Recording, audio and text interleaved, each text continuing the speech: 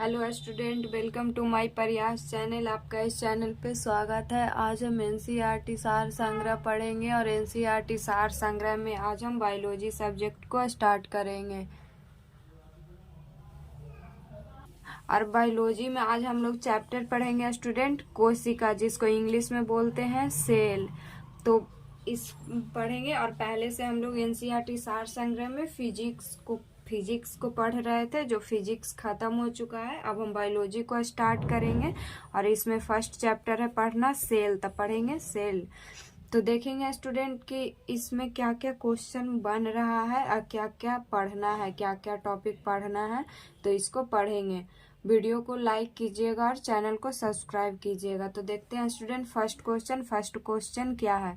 तो first question है student, जैव कोशिका के किस कोशिकांग को ऊर्जा घर कहा जाता है? जिसको ऊर्जा घर, जैव कोशिका के किस कोशिकांग को ऊर्जा घर कहा जाता है? इसको इंग्लिश में क्या बोलते हैं? इसको इंग्लिश में बोलते हैं पावर हाउस। तो कोशिकाओं को किसको बोला जाता है पावर हाउस? तो माइटोकॉन्ड्रिया को बोला जाता है पावर हाउस। नेक्स्ट क्वेश्चन देखेंगे स्टूडेंट, हमारे तंत्र में अधिकतम एटीपी अणुओं को उत्पन्न करने वाले पद का नाम क्रेब्स चक्र है। तो हमारे जो तंत्र में अधिकतम एटीपी होता है, एटीपी अणुओं को उत्पन्न करने वाला पद का नाम क्या है स्टूडेंट? तो इसका पद का नाम है क्रेब्स चक्र। और एक एटीपी में कितने अणु होते हैं स्टूडेंट? तो एक एटीपी में 38 अणु होते हैं। नेक्स्ट क्वेश्चन देखेंगे, प्लाज्मा झिल्ली किन पदार्थों से बनी होती है? तो प्लाज्मा झिल्ली बनी होती है प्रोटीन तथा लिपिड से बनी होती है। मानव शरीर के किस अंग में लसिका कोशिकाएं पाई जाती है? लसिका कोशिकाएं को इंग्लिश में बोलते हैं लिम्फोसाइट सेल्स।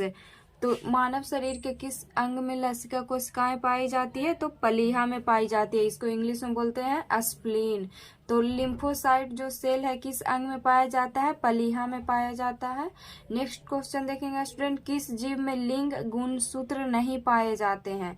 मतलब कि कौन ऐसा जीव है जिसमें लिंग गुणसूत्र, जिसको इंग्लिश में बोलते हैं सेक्स क्रोमोसोम, नहीं पाए जाते हैं? तो छिपकली में नहीं पाए जाते हैं। नेक्स्ट क्वेश्चन देखेंगे, जंतु कोशिका में अनुपस्थित रहता है। मतलब जंतु कोशिका में नहीं रहता है। अनुपस्थित का मतलब अब्सेंट, मतलब नहीं रहता है ये जंतु कोशिका में।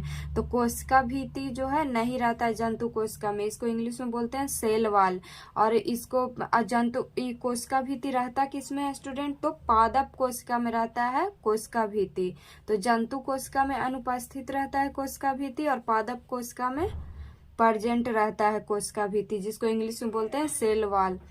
पीट पिंड कहाँ पाई जाती है? जी पीट पिंड को इंग्लिश में बोलते हैं स्टूडेंट कॉर्पस लूटियम। तो कॉर्पस जो लूटियम है कहाँ पाई जाती है? अंडाशय में पाई जाती है। नेक्स्ट क्वेश्चन देखेंगे, प्रक्रमित कोशिका मृत्यु के कोशिकीय और आणविक नियंत्रण को क्या कहते हैं? प्रक्रमित जो कोशिका मृत्यु होता है, प्रक्रमित कोशिका मृत्यु के कोशिका देखेंगे स्टूडेंट, इसमें क्वेश्चन क्या बोल रहा था कि प्रक्रमित कोशिका मृत्यु के कोशिकीय और आणविक नियंत्रण को क्या कहते हैं? तो प्रक्रमित कोशिका मृत्यु के कोशिकीय और आणविक नियंत्रण को एपोप्टोसिस कहते हैं। तो इसको देखेंगे स्टूडेंट एपोप्टोसिस कहते हैं इसको। नेक्स्ट क्वेश्चन देखेंगे, केंद्रक के अतिरिक्त कोशिका के किस कोशिकांग में डीएनए उपस्थित रहता है? तो किस कोशिकांग में जो है स्टूडेंट डीएनए जो रहता है उपस्थित रहता है, प्रेजेंट रहता है? तो हरित लावक तथा माइटोकॉन्ड्रिया में जो रहता है उपस्थित रहता है डीएनए। तो किस कोशिकांग में डीएनए पाया जाता है स्टूडेंट? तो हरित लावक तथा माइटोकॉन्ड्रिया में पाया जाता है। तो देखेंगे स्टूडेंट के केंद्रक के अतिरिक्त कोशिकांग के किस कोशिकांग में डीएनए रहता है? तो हरित लावक तथा माइटोकॉन्ड्रिया में। नेक्स्ट क्वेश्चन देखेंगे स्टूडेंट, किसे कोशिका की पाचन थैली कहते हैं? तो कोशिका की पाचन थैली कहते हैं लाइसोसोम को। नेक्स्ट क्वेश्चन देखेंगे, और लाइसोसोम को आत्महत्या की थैली भी कहते हैं, सुसाइड बैग भी कहते हैं लाइसोसोम को, और पाचन थैली भी कहते हैं लाइसोसोम को। नेक्स्ट क्वेश्चन देखेंगे, मनुष्य के किस ऊतक में जन्म के बाद कोशिका विभाजन नहीं होता है? तो मनुष्य जो है, मनुष्य के तंत्रिका तंत्र में जन्म के बाद कोशिका का विभाजन जो है नहीं होता है। तो किस कोशिका में विभाजन नहीं होता है जन्म के बाद मनुष्य में स्टूडेंट? तो तंत्रिका तंत्र में। कौन सा भाग पादप तथा जंतु कोशिका में पाया जाता है? मतलब पादप और जंतु कोशिका दोनों में जो है पाया जाता है। तो कोशिका झिल्ली, कोशिका द्रव और केंद्रक, ये तीनों है जो पादप तथा जंतु कोशिका में पाया जाता है। कोशिका झिल्ली, कोशिका द्रव, केंद्रक। नेक्स्ट क्वेश्चन देखेंगे स्टूडेंट, हाइपरप्लासिया का क्या अर्थ होता है? तो जो हाइपरप्लासिया है इसका अर्थ होता है कोशिका के आकार में वृद्धि होना। तो हाइपरप्लासिया का क्या अर्थ होता है स्टूडेंट? तो कोशिका के आकार में वृद्धि होना। नेक्स्ट क्वेश्चन देखेंगे, जीन शब्द सर्वप्रथम किसने प्रतिपादित किया था? तो जो जीन शब्द है ये सर्वप्रथम प्रतिपादित किया था जॉनसन ने। नेक्स्ट क्वेश्चन देखेंगे, रिवर्स प्रतिलेखन जिसको इंग्लिश में बोलते हैं रिवर्स ट्रांसक्रिप्शन की खोज किसने की थी? तो जो रिवर्स ट्रांसक्रिप्शन है इसकी खोज की थी टेमिन एवं बाल्टीमोर ने। नेक्स्ट क्वेश्चन देखेंगे, जब एक युग्म जीन दूसरे इकाई के प्रभाव को छुपाता है तो इस प्रक्रिया को क्या कहते हैं? जब एक युग्म जीन जो है दूसरे इकाई के प्रभाव को छुपाता है तो इस प्रक्रिया को कहते हैं प्रभाविता।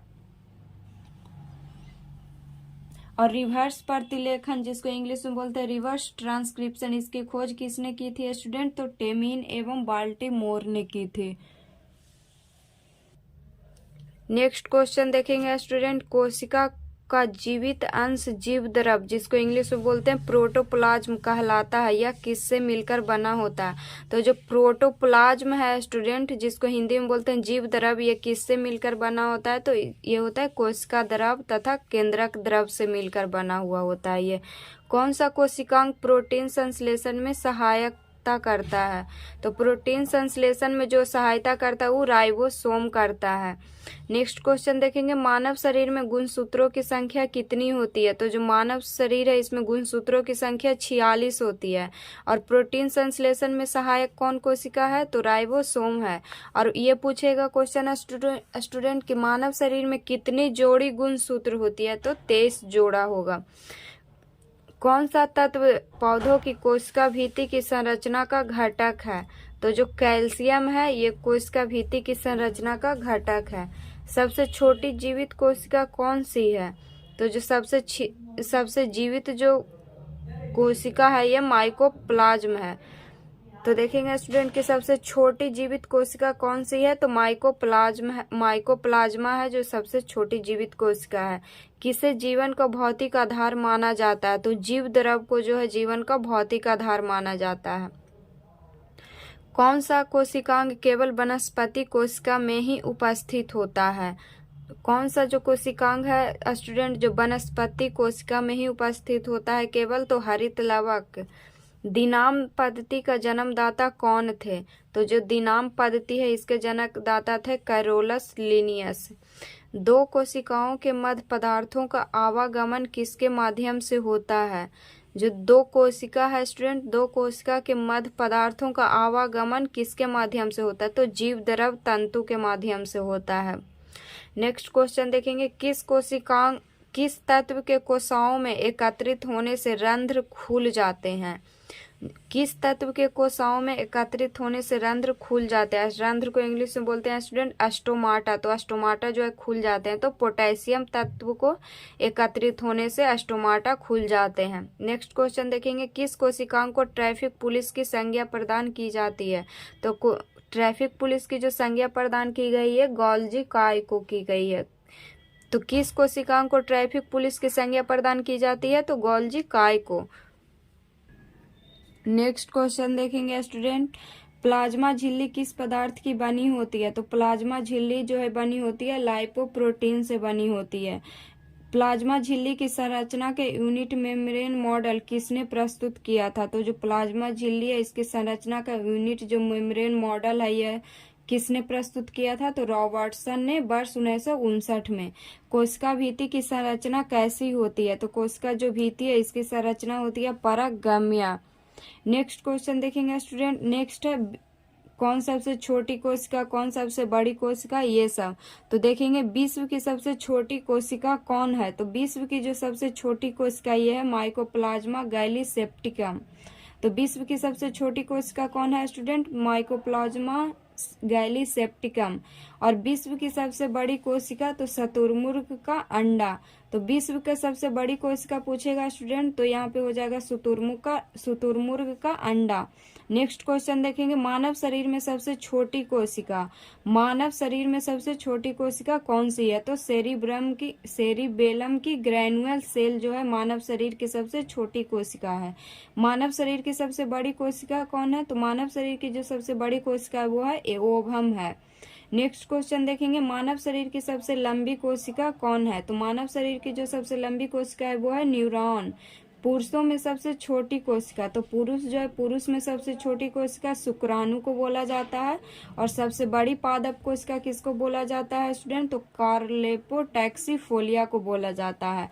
तो इसको एक बार फिर से देख लेंगे स्टूडेंट। तो विश्व की सबसे छोटी कोशिका कौन है? Mycoplasma gallisepticum. विश्व की सबसे बड़ी कोशिका शुतुरमुर्ग का अंडा। मानव शरीर में सबसे छोटी कोशिका तो सेरिबेलम की ग्रैनुअल सेल। मानव शरीर की सबसे बड़ा कोशिका तो ओवम। मानव शरीर की सबसे लंबी कोशिका न्यूरॉन। पुरुष में सबसे छोटी कोशिका शुक्राणु। सबसे बड़ी पादप कोशिका कार्लेपोटैक्सीफोलिया। तो अब देख लेंगे नेक्स्ट क्वेश्चन स्टूडेंट कि पुरुष के शुक्राणु तथा महिला के अंडाणु के निषेचन की क्रिया अंडवाहिनी ओविडक्ट में संपन्न होती है। तो जो पुरुष के शुक्राणु तथा महिलाओं के अंडाणु के जो निषेचन की क्रिया होती है वो कहाँ संपन्न होती है स्टूडेंट? तो अंडवाहिनी में होती है। तो आज ये चैप्टर इतना ही पढ़ेंगे स्टूडेंट, कल नेक्स्ट चैप्टर को पढ़ेंगे।